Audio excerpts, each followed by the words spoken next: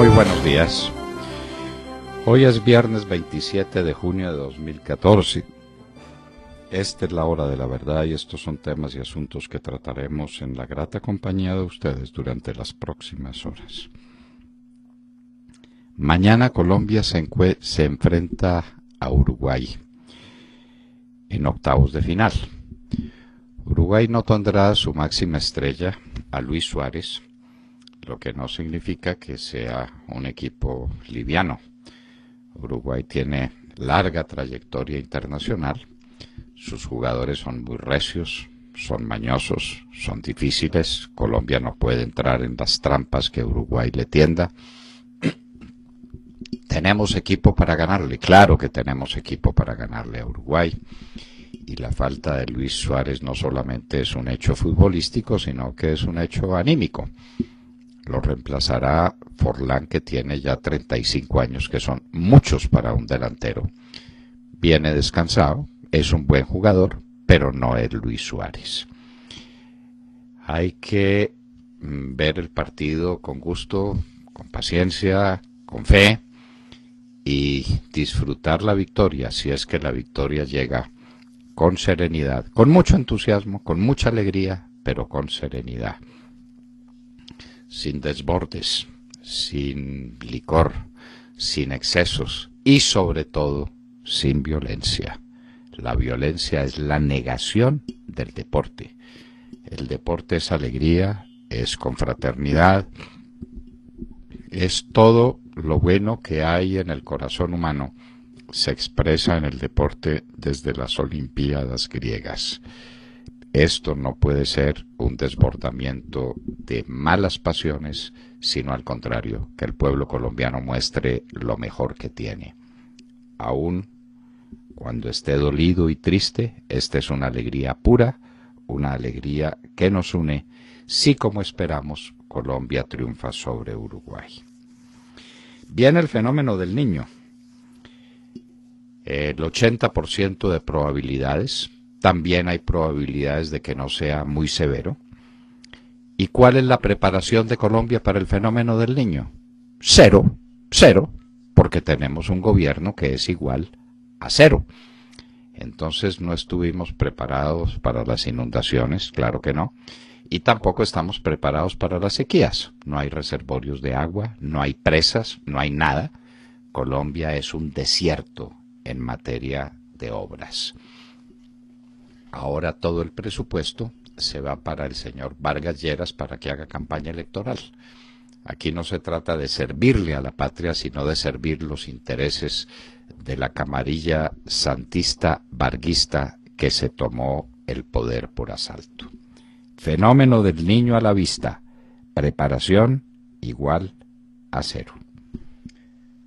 La Fiscalía General de la Nación ha iniciado investigación, ha abierto investigación contra el concuñado de Petro, contra el señor Gutiérrez Roballo. Vamos a ver en qué para eso. Probablemente en lo que paran todas las investigaciones en Colombia. En nada.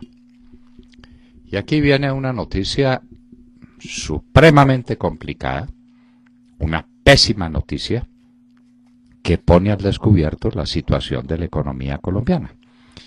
En abril crecieron las importaciones y cayeron las exportaciones. ¿Por qué crecen las importaciones? Porque es muy barato traer cosas del exterior.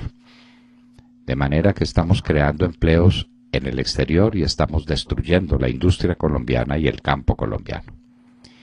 Si eso pasó con las importaciones, ¿qué pasó con las exportaciones? Que cayeron. Y cayeron muy duramente. Entonces, ¿en qué estamos? En un déficit comercial. Hay dos balanzas. La balanza comercial es simplemente la que establece comparación entre importaciones y exportaciones. Y luego viene la balanza de cambio, que incluye esa balanza comercial, más lo que llamaban antiguamente los economistas los invisibles. Los pagos que hay que hacer al exterior por servicios, por el servicio de la deuda, por el pago de patentes y de regalías, por el pago de los viajes al exterior, y se recibe también el turismo que viene, Y los créditos, y especialmente los créditos que vienen, las inversiones que vienen como golondrinas para hacer verano en Colombia.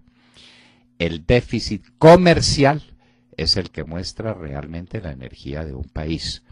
Un país que tenga servicios importantes y una industria turística importante podría incluir en su balanza comercial el turismo. Pues la noticia es que tenemos un déficit de 1.500 millones de dólares en el mes de abril. Pregunta, ¿por qué no se dispara el precio del dólar? Muchas importaciones, pocas exportaciones, el precio del dólar debería estar muy alto. ¿Por qué no está muy alto? Porque vienen los capitales golondrina a aprovecharse de la absurda política macroeconómica del Banco de la República, porque vienen los créditos que el gobierno está contratando para repartir mermelada y porque viene la plata del narcotráfico. Así tenemos superávit y el dólar sigue bajando. Esa es la penosa, la horrible situación de la economía colombiana. En los Estados Unidos hay una pésima noticia y es que cayó la economía. La economía cayó en 2.9 y sin embargo las bolsas se ponen felices. ¿Por qué se ponen felices las bolsas? Porque cuando cae la economía, el Federal Reserve dice, tengo que seguir inyectándole dólares al mercado. Como le inyecta muchos dólares al mercado, esos dólares terminan en la bolsa y las bolsas suben.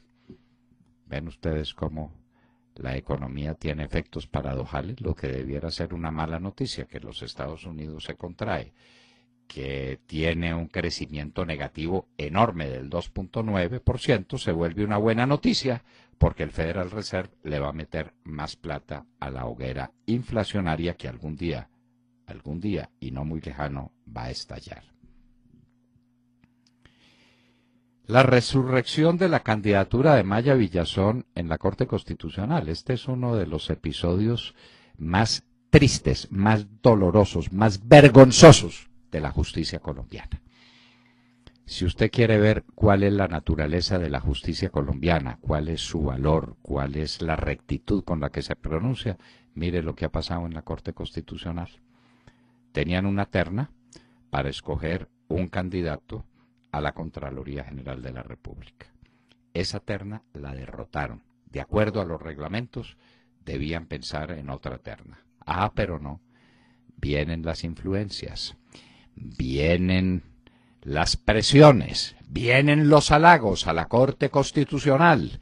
Yo le nombro, yo le hago, yo le digo, pero métame a Maya Villazón porque lo necesito de contralor para que no me controle nadie, para hacer lo que me dé la gana, para repartir la mermelada, para robarme al país, para robarse a Colombia. El gobierno de Santos necesita un hombre putrefacto como Edgardo Maya Villazón en la Contraloría General de la República. De manera que en eso estamos, eso es lo que se está haciendo, y Maya Villazón es candidato de la Corte Constitucional e irá al Congreso a buscar las mayorías santistas, también con halagos y también con regalos, para tener la garantía de que a este país se lo puedan robar. No pueden elegir un hombre o una mujer intachable, recto, serio, que llegue a cumplir una tarea, la tarea que tiene que cumplir inmensa en la Contraloría, que es la que cuida nuestra plata, queridos oyentes, la plata suya, la mía, la de todos, la cuida la Contraloría General de la República. En manos de Maya es la garantía de que la plata se la van a robar, de que van a hacer con ella lo que les da la gana y que no habrá quien ronde al presidente de la República. Esa gravedad tiene lo que ha ocurrido en la Corte Constitucional. El ridículo argumento para destituir al magistrado Alberto Rojas. Uno dice, ¿pero qué pasó con el magistrado Rojas? ¿Por qué lo destituyó el Consejo de Estado? Ah, porque la selección que se hizo de Rojas como candidato estaba viciada porque no se conservó el secreto del voto. Hágame el favor. El secreto del voto es una garantía para quien está votando. no es una condición de validez de los actos, jamás lo ha sido, no lo es, no lo será, pero había que sacar a Alberto Rojas porque se necesitaba sacar de la Corte Constitucional a los que puedan estorbar dictando sentencias en derecho. La Corte Constitucional quiere otra candidata de Montealegre para acabar de montar en Colombia una dictadura. La dictadura de los jueces, la dictadura de la Corte Constitucional, de esa misma Corte que revoca sus reglamentos para elegir a un hombre de la mala condición moral de Edgardo Maya Villazón como Contralor General de la República. Un hombre que tiene que responder qué pasó en Valledupar con el parque donde se hace el Festival Vallenato, y un hombre que tiene que responder por muchas cosas por las que no ha respondido, por sus amistades con Giorgio Sale, por sus hermanos paramilitares, por encima de todo se pasa aquí con tal de montar la dictadura santista, la plena dictadura santista y vargallerista, que para allá vamos. El Partido Conservador en la encrucijada. El Partido Conservador se dividió en dos, el directorio con su legitimidad y el directorio con unos parlamentarios que se batieron por la candidatura de Marta Lucía Ramírez, que tuvo un éxito extraordinario en las elecciones. El partido se movió, el partido tuvo fe, como tuvo fe cuando se alió a Óscar Iván Zuluaga y contribuyó a esa votación impresionante de 7 millones de votos. Pero quedan los de la mermelada, quedan los que hicieron los chanchullos electorales, y esos parlamentarios dividen el partido y se van a Palacio a exigir puestos, a exigir más mermelada como pago a las cosas indebidas que hicieron en las pasadas elecciones. Pobre Partido Conservador, qué clase de división la que lo afecta. En Venezuela hay cisma en el chavismo con la salida de Giordani. Giordani era el chavismo puro, chavismo que quebró a Venezuela. Pero esto no es para recuperar a Venezuela, es que Giordani sobra porque Giordani era uno de esos marxistas ilusos, de esos idiotas que escriben también Plinio Apuleyo Mendoza y Carlos Alberto Montaner y Álvaro Vargas Llosa en sus libros memorables sobre el idiota latinoamericano. Pero no era un corrupto y estorbaba. Y lo echaron del Ministerio de Planificación y se ha dividido el chavismo. El chavismo se va a caer por sus propios defectos, por sus propios vicios. No lo va a tumbar una oposición que no ha sido capaz de constituirse en alternativa de poder. Se va a caer él mismo por su propia descomposición. Los Estados Unidos ante el problema de los niños que cruzan las fronteras. Obama no sabe qué hacer, porque deportar a unos niños es el acto más grotesco que alguien ha podido imaginar. Unos niños, unas criaturas, echados a patadas del país más poderoso del mundo y que supuestamente es el que defiende los derechos humanos. ¿Qué hace con ellos? ¿Los recibe y los deja en los Estados Unidos? La situación de Obama es desesperada. Esos niños además son hispanos y los hispanos eligieron a Obama. Miren ustedes los contrasentidos de la política de los Estados Unidos. A propósito de Estados Unidos, 500 millones de dólares pide Obama para la guerra en Siria. Eso pues es nada, ni esa guerra en Siria sirve para nada, ni los opositores son opositores legítimos, sino que son también terroristas, de manera que ese es un duelo entre terroristas, los de Bashar al-Assad y los de la oposición, que quedó convertida en un bastión del terrorismo musulmán. Y volvamos a Colombia para recordar que en Yopal no hay agua sino apenas petróleo. Y para recordar que se avecinan las elecciones cafeteras. Llamamos desde ahora a todos los cafeteros de Colombia a que se hagan representar por personas que tengan voz en el gremio cafetero, por cafeteros a los que les duela su industria, que puedan venirse a expresar en los comités departamentales. No se dejen imponer los candidatos de la federación. No se dejen manejar como se han dejado manejar tantas veces desde el alto poder del Estado y de la Federación de Cafeteros. Representación cafetera auténtica será el lema de la hora de la verdad.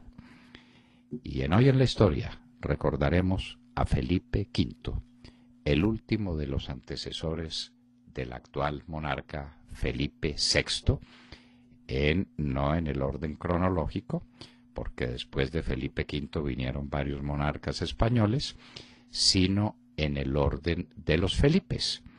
Ya hablamos de Felipe I, II, III, IV, nos queda Felipe V.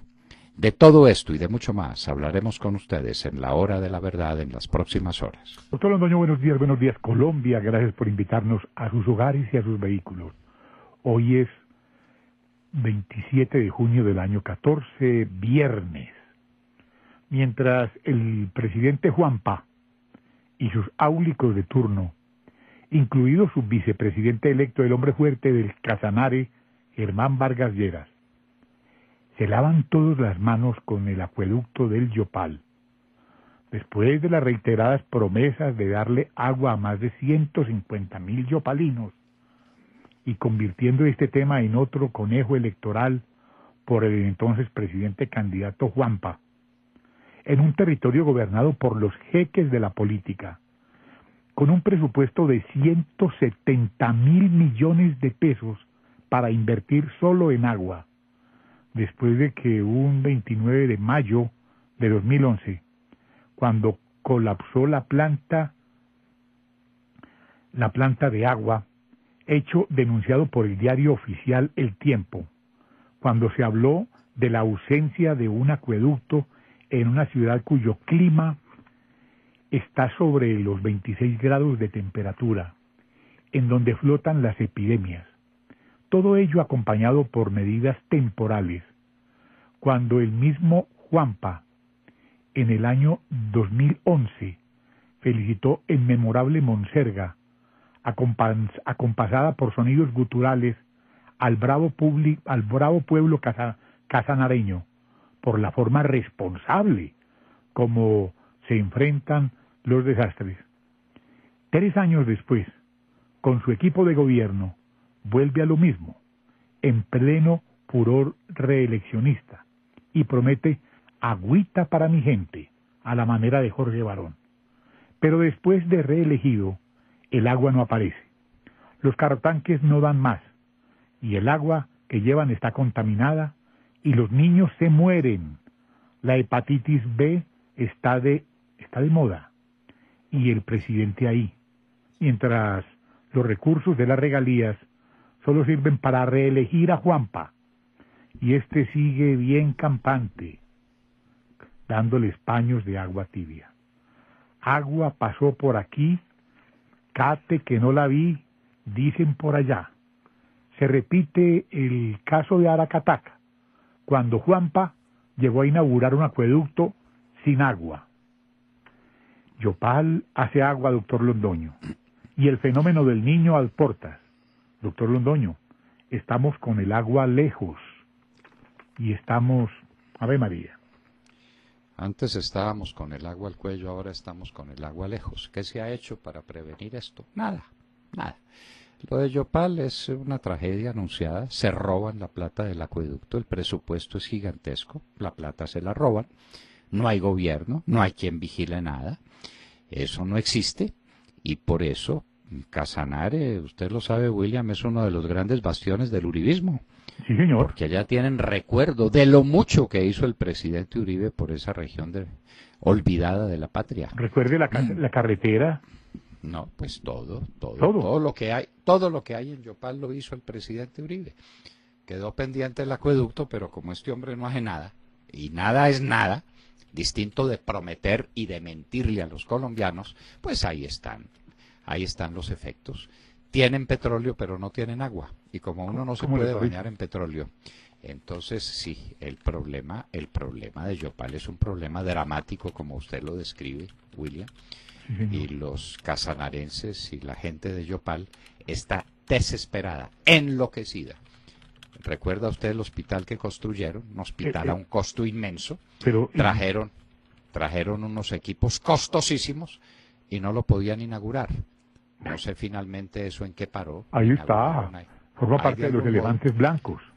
Porque no tenía carretera. La carretera es de 1,5 km o 2 kilómetros entre Yopal y el hospital. Y no había quien lo construyera, porque como el hospital lo había construido el gobernador anterior, al gobernador que vino después le parecía terrible poner en funcionamiento una obra de su antecesor. Esa es la política colombiana, esa es la vida colombiana.